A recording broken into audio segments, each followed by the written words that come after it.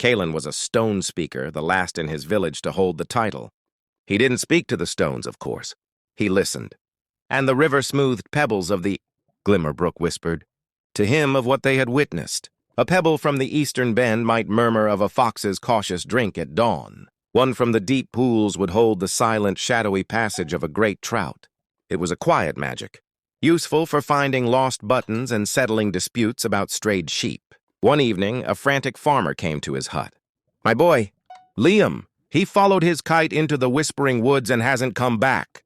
The Whispering Woods were old and dense, a place where paths twisted back on themselves. A search party returned at nightfall, weary and empty-handed.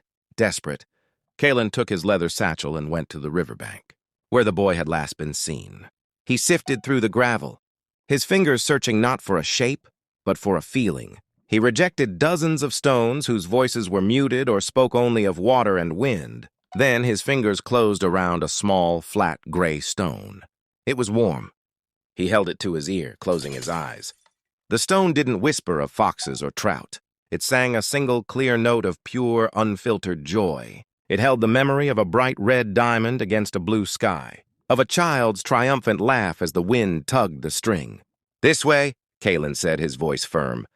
He led the search party into the dark woods, not by following broken twigs or footprints, but by listening to the stones.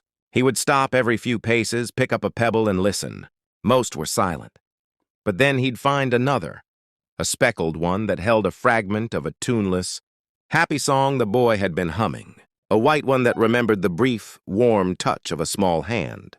The trail of joyful stones was a winding, illogical path, one no tracker would ever follow. It led them deeper into the heart of the forest, away from all known trails. Finally, in a small moonlit clearing, Kalen found a single, perfect jet-black stone. He picked it up. This one did not sing or laugh. It hummed with a soft, contented tiredness, the feeling of a child who has played all day and is now simply waiting, safe in the knowledge that he is loved. Kalen looked up. "He's here." They found Liam curled in a dry hollow under an ancient oak, fast asleep, the tangled string of his kite still wrapped around his small hand. He was safe. The next day, the village celebrated. But Kalen just walked back to the Glimmerbrook, the black stone warm in his pocket. He had spent his life listening to the small stories of the world. He had never considered that the most important story a stone could tell was not of wild things, but of a single lost child, leading him home with a trail of his own happiness.